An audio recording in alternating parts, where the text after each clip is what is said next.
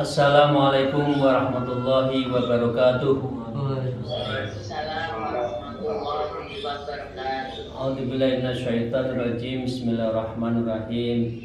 Alhamdulillahilladzi hadana wa ma kunna lanahtadiya. Asyhadu an la ilaha illallah wa la syarika lah wa asyhadu anna Muhammadan abduhu wa rasuluhu la nabiyya ba'dah. A'udzubillahi minasyaitonir rajim. Ya ayyuhalladzina amanu dzkurullaha dzikran katsiran wasabbihu bukratan wa asilah. Amma ba'du. Para sahabat, para salikin, para alim, para ulama, para punyai, para kiai dan kolega serta saudara-saudara saya setanah air dan insyaallah juga di belahan dunia yang lain, artinya luar negeri. Semoga kita senantiasa dalam lindungan, ma'unah, maghfirah dan berkah dari Allah Subhanahu wa taala. Amin ya rabbal alamin. Sebelum kita mulai, mari kita bertawassul dulu. Semoga ilmu yang kita kaji bersama mendapatkan keberkahan dan juga mendapatkan syafaat Rasulullah dan juga para karomah, para kiai, para ulama, khususnya pengarang kitab Adabul Suluk bil Murid dari Habib Abdullah bin Ali Al-Haddad. Ila hujjah Mustafa sallallahu alaihi wasallam washabihi wa dzurriyyati wa alihi. Sabar.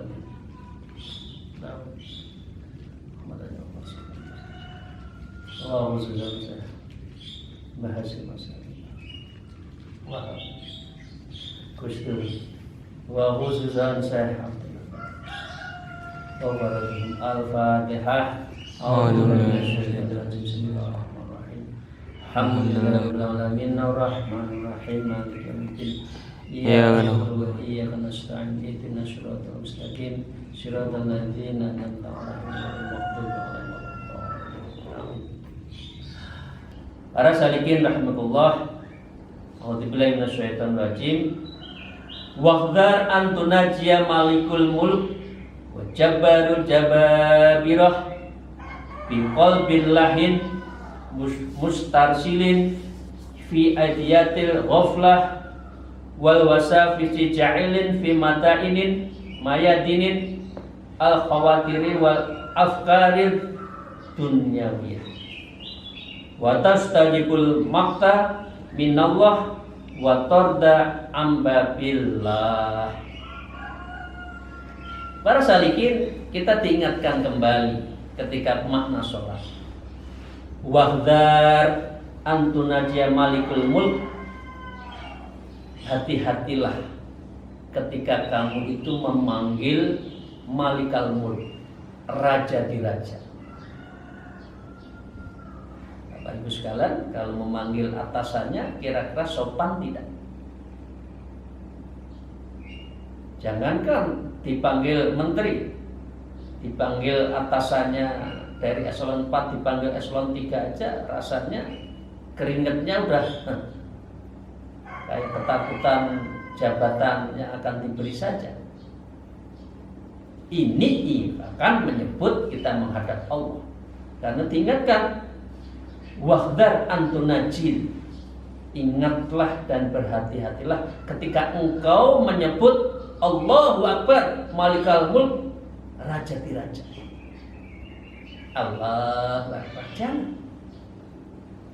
Masa menyebut nama Allah Allahu Akbar seenaknya sambil ngantuk? Ya, ngantuk itu biasanya wudunya tidak pas.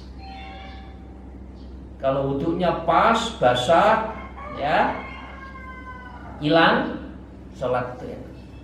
Nah, kalau wudunya itu syarat rukunnya hidungnya tidak telinganya tidak dibasahi, ya, tidak kumur-kumur, ya, apa artinya? Ya, artinya mulut itu juga menjadi kering dan itu tidak bisa menyebut nama Allah dengan baik. Jadi di situ antunajia malikal mulk, karena kita sedang menghadap Allah raja di raja, kata kita harus hati-hati. wa jabbaril jababirah bil qalbi. Dan Allah itu Jabbar yang maha penguasa, Jababirah yang menguasai segala penguasa. Bukan atasan kita. Apapun atasan kita, enggak. Kita menghadap Allah. Dan ini adalah Allah, karena Allah apa? Al-Malikul Mulk, Al-Jabbarul Jababirah. Allah itu raja di raja, dan Allah itu penguasa di atas penguasa. Masa bahasa Jawanya kita geluma-gelami sholat seenaknya saja? Tentu jangan. Ya, kenapa? Dengan segala itu, kalau Anda tidak serius, tidak khusyuk, maka itu berarti qalbin lahin, berarti Anda itu hatinya lupa. Maunya sholat, sebutannya sholat, tapi hatinya melayang kemana-mana. Karena apa? Anda tidak khudur, kita tidak khusyuk, kita tidak tumakninah, tidak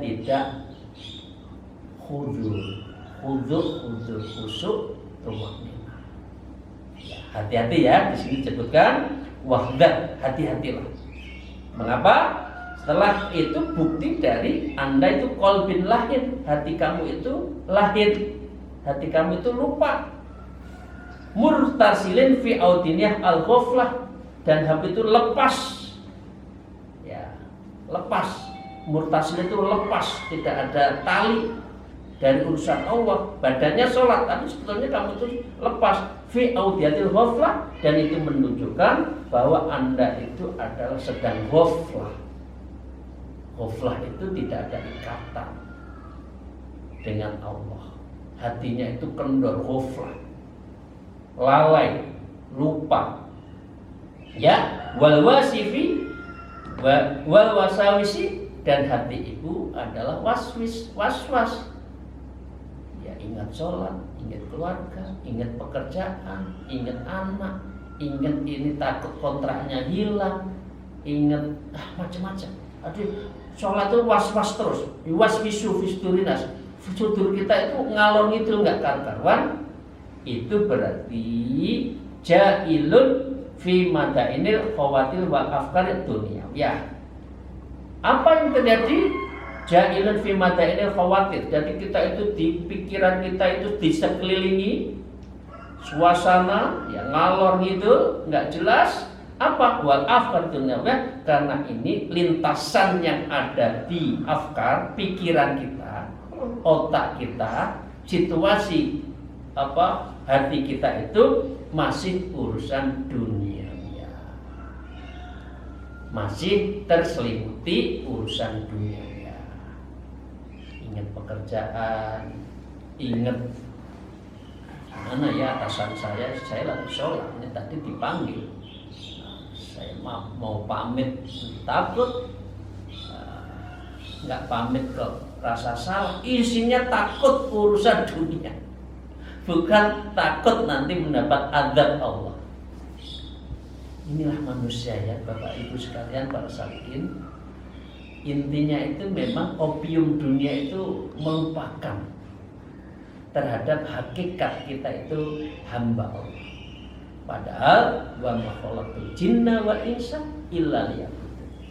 Tidak diciptakan jin dan manusia kecuali untuk ibadah. Ibadah yang mesti liya'budun dalam arti yang lebih bagus itu adalah liya'rifun. Apabila itu ma'rifatullah terhadap diri kita, dan kita baru bisa ma'rifatullah. Nah, sholat itu bagian dari kita menuju ma'rifatullah. Karena kita bermusyahadah menyaksikan kepada Allah. Jadi para salikin rahimahullah, ayo kita belajar menghilangkan lahin, menghindarkan murtasilin, menghindarkan ghaflah, dan meninggalkan waswisu, wasawis di dalam diri kita ketika sholat. Karena apa? Kunci kalau kita masih seperti itu, berarti kita itu khawatir disekelilingi apa? Pikiran kita itu urusan dunia. Berat ya. Tapi ya harus kita lakukan, harus kita mulai. Ya intinya satu kata, sholat itu jangan sampingan, sholat itu jangan seingatnya, dikhususkan waktu. Khususnya sholat malam hari kan, kemarin yang minggu hari Sabtu yang lalu kita bicara seperti itu. Saya lanjutkan. Watas taujibal makta minallah watorda an babillah. Watas taujibal makta, maka kalau kita masih tadi ya lahin, oflah, murtasilin, was-was, khawatir, ya, maka itu kita akan mendapatkan fatas tajibal makti. Maka Allah akan memurkai kita. Iya kowe ini, gimana kamu itu? Katanya menghadap saya, tapi pikiranmu kemana-mana, kepalamu goleng-goleng ke sana-sana, dan Allah tahu apa yang dalam diri kita. Nah, orang seperti ini adalah seperti yang disebut fawilul musallin alladzina an salatihim. Jadi orang yang sholat dan lalai dalam sholat ini neraka wel itu di surat Al-Maun kan. Nah, ini bagi orang yang sholat menghadap pada raja diraja, pakaiannya sudah nggak benar, otaknya kemana-mana. Nah, kira-kira atasannya itu tersinggung nggak? Ini bukan Allah itu kita ibaratkan seperti makhluk, enggak, tapi ibaratkan kita sesama manusia saja. Ada anak buah menghadap kita, ya, cara berpakaiannya, cara ngomongnya, ngelantur ke sana kemari, tidak tahu arah.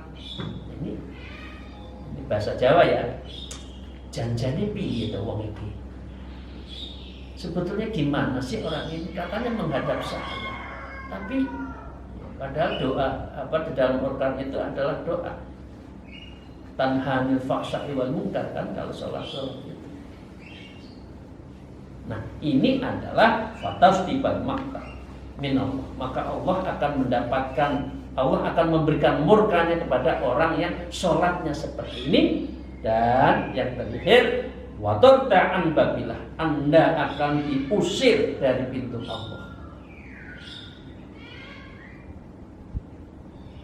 Gimana kalau kita sholat? Iya sholat, baik. Daripada nggak sholat, waduh, kalau berpikirnya daripada ya nggak usah mendekatkan diri pada Allah, nggak usah menjadi orang suluk, orang yang saleh, orang yang menuju Allah, mantorikal yang tamsufi ilman falsu, itu kan ada kan man salaka tariqa faltum fi ilman sahallahu tariqan ila jannah. Nggak usah itu. Ya berarti Anda enggak butuh saya, enggak butuh Allah. Kira-kira gitu, enggak perlu akhirat. Memangnya kamu akan hidup dunia terus? Memangnya hartamu akan kamu bawa? Memangnya kamu tahu akan meninggalnya kapan? Nah, ini penting ya Allah. Saya yakin para hadirin, para salikin, basa Jawa itu enggak keluar, enggak akan kelaparan, enggak. Karena enggak kelaparan, ya udah, ayo belajar sholat yang benar, sholat yang betul dihendaki. Jadi biar apa? Biar tidak itu kita mendapatkan batas taujibal makta minallah wa torda'an babilah, sehingga kita tidak diusir dari rahmatnya Allah, dari pintu Allah, dari pintu maghfirah Allah, dari pintu dari ma'unah Allah. Saking rahmatullah, ini yang terpenting dalam sholat. Ya, jadi ini penting. Jadi kata kuncinya ya belajar tidak lain. Masa sholat lalai, murtasilin, terlepas diri kita, ghaflah, hati kita itu ghaflah, lupa pada Allah, yuwaswisu, ya, dan kita khawatir dan kita itu disekelilingi dari urusan-urusan masalah dunia. Jadi memang dunia ini memang opium Bapak Ibu sekalian ya, para salikin. Satu sisi kita sangat membutuhkan, tapi di sisi yang lain kita juga akan mendapatkan ketakutan. Dan intinya yang takut, kita takut kepada Allah Subhanahu wa taala. Para salikin rahimahullah, ini ada cerita sedikit. Minggu lalu sudah sedikit saya singgung. Begini pertanyaannya. Karena begitu sulitnya sholat yang benar tadi, ya kita harus khudur wa as'ir, dan hati kita itu betul-betul mendapatkan siraman setruman as'ir itu ya, pada Allah, dan kita harus iktina, harus betul-betul menyangatkan mendapatkan puncak kenikmatan sholat. Nah ini orang tanya, ini guyon tapi sebetulnya benar. Lebih baik mana? Sholat ingat makan atau makan ingat sholat? Nah ini jangan disalahartikan ya. Ini artinya begini, ada hadis yang menyebutkan, mengatur tentang ini. Jadi kalau kamu sedang ada masalah, ya pekerjaan, lagi makan, ya tahu-tahu azan. Nah ini yang bagus, afdolnya itu kita selesaikan dulu pekerjaan dan makan, daripada Anda sholat ingat makannya yang belum habis itu. Wah itu minumnya enak banget itu, es cincau ya, misalkan masih saya 2-3 minuman diteguk lah. Sholat ingat-ingat itu terus. Atau pekerjaan tadi diskusi, tahu-tahu pergi. Nah, yang lebih baik adalah ya bagaimana makan ya kira-kira jam 11:04 sehingga azan jam 12 itu makan sudah selesai. Bukan sudah azan mau sholat, sudah azan mau makan. Nah, alasannya, makanannya enak, jangan. Jadi jangan itu artinya maaf ya ngakalin ya. Ngakalin kan beda, itu ngakalin itu golek alasan aja, akhirnya jadi orang alas itu nanti orang jauh. Jadi istilahnya nggak ada alasan. Jadi ini seperti yang disampaikan oleh Imam Junaid Al-Baghdadi. Ketika dalam satu momen Imam Junaid diskusi dengan keluarga, dengan istri. Asik, tahu-tahu adzan, saya sholat ya. Nah, ke masjid. Nah, itu suasananya masih dalam suasana puncak diskusi. Gimana perasaan seseorang lagi menjadi puncak asmara, puncak kasih sayang, tahu-tahu ditinggal begitu saja. Nah, kemudian di tengah jalan Imam Junaid sadar di dalam satu sejarah, kemudian dia kembali lagi menuntaskan pembicaraan muhadharahnya dengan istri, dan akhirnya mendapatkan ketuntasan, hatinya tenang, baru kembali ke masjid. Nah di masjid ditanya oleh sahabatnya, kemana tadi? Oh ya saya sudah berangkat, tapi saya ingat istri yang pembicaraan saya belum tuntas.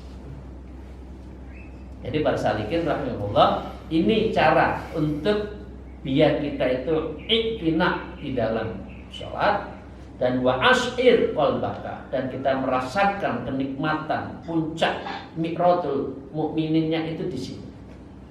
Jadi masalah-masalah yang itu kita kosongkan dulu, dan kita akan mendapatkan dari kenikmatan sholat yang penting, dan itu bisa merasakan hudurnya, khusyuknya, musyahadahnya kita kepada Allah Subhanahu.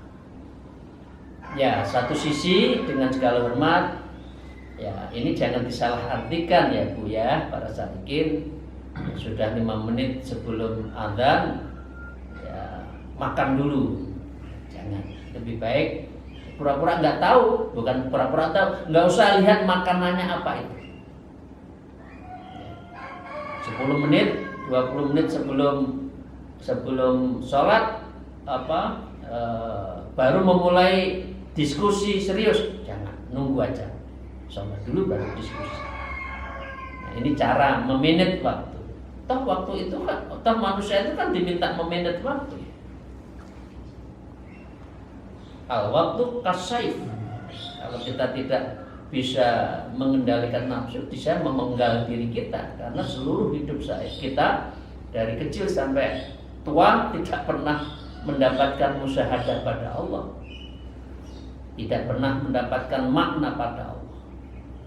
Jadi dengan demikian manajemen waktu di dalam sholat juga penting. Nah, karena itu ada 2, sholat dalam pengertian tauhid dan sholat dalam pengertian batin. Mana yang didulukan, yang batin atau tauhid? Menurut kaidah ushul fikih, yang batin, yang substansi itu harus didulukan ketimbang hal-hal yang bersifat karikatural. Artinya begini, khusyuknya sholat, hudurnya sholat, tumakninahnya sholat itu lebih utama daripada kita tergesa-gesa sholat di awal waktu.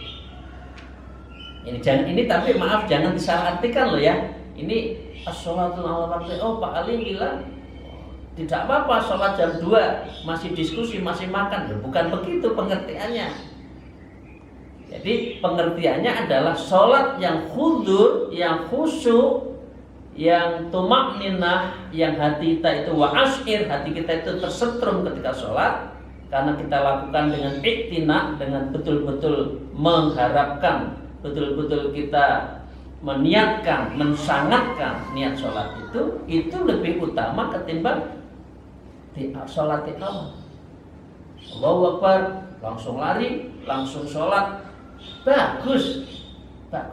Tapi itu kalau sampai mempengaruhi khusyuknya sholat, maka sholat agak lambat dikit, tetapi lebih khudur, lebih khusyuk, dan ini adalah sholat secara batinnya itu lebih utama, lebih banyak fadilahnya ketimbang sholat di awal tapi hatinya tidak hadir.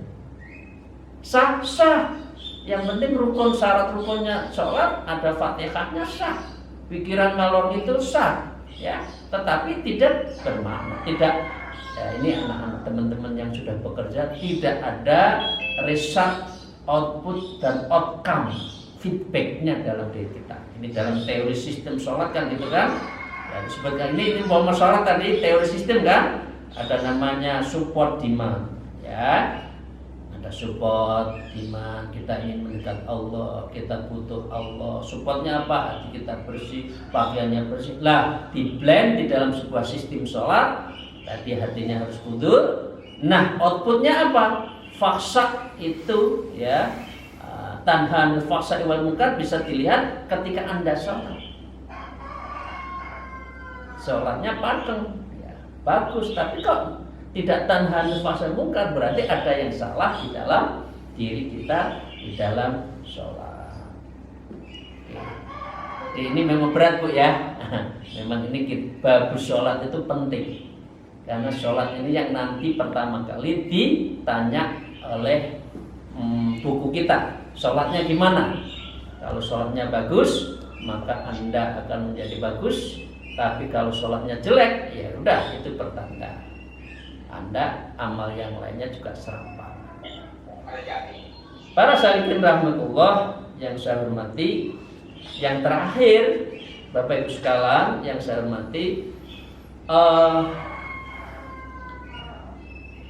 gini, sholat itu pengertian asyir, pengertian betul-betul kita itu adalah kesetrum. Ini ada namanya apa ya, bacaan tumakninah yang kita betul-betul bisa mendapatkan makna itu biasanya kalau kita itu khusyuk. itu bisa nangis. Karena itu biasanya kalau sholat taubat, kalau di pondok sini kalau orang sholat kan salah satu namanya sholat taubat nasuha. Itu sholatnya biasanya dibaca Al-Qari'ah. Karena itu bicara tentang ini mau kiamat, ini mau hancur, kamu itu di mana, ya? Narun hamiyah, nanti itu ada api yang menyala-nyala. Nah, ketika baca sholat itu, ayat-ayat itu baca itu bisa nangis. Ya itu berarti Anda wa'ashir, Anda adalah betul-betul mendapatkan apa yang namanya makna tersentuh istighraq di dalam sholat. Nah, itu biasanya lagi surat Walulikul Miyatul Mazah misalkan, atau surat-surat yang bersifat ancaman, itu biasanya bisa mendekatkan diri kita, bisa menyetrum diri kita ketika sholat. Nah, tapi biasanya dimulai dengan wukuf dulu. Wukuf itu yang saya sebutkan yaitu hati tenang dulu, ya doa dulu, ya syukur-syukur membaca subhanallah, alhamdulillah, wallahu akbar. Syukur-syukur ditambah An-Nas, ya yuwaswisu fi sudurin nas, ya Allah jauhkan setelah ta'awud. Terus qul a'udzu birabbin nas. Bagi orang yang suluk biasanya ditambah ilahi antal maqsudi wa ridhokal matlubi. Ilahi kepada Allah, engkaulah ya Allah antal maqsudi, aku tuju, bukan harta, bukan kekuasaan, bukan dunia. Wa ridhokal, dan engkaulah yang ridhomu itu yang aku cari. Karena nggak ada arti punya apapun di dunia kalau tidak diridhoi. Waridul matlub, yang aku rindukan itu adalah ridhomu. Karena itu di dalam orang suluk, maaf sekali lagi ini cerita suluk, maka biasanya ada tiap malam namanya sholat liridhoillah. Kemarin ada yang menyebut limardhoillah, boleh juga. Jadi memohon ridhomu ya Allah. Dengan cara inilah para salikin rahmatullah kita bisa memaknai dan bisa menerima makna yang sejujurnya bahwa sholat itu adalah betul-betul mi'ratul mu'min. Para salikin rahmatullah, itu yang bisa sampaikan ngaji kita pada hari ini.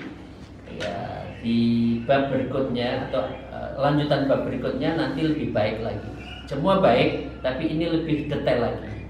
Bagaimana kalau kita lupa 3 kali apa, itu akan terlihat dalam makalah dan juga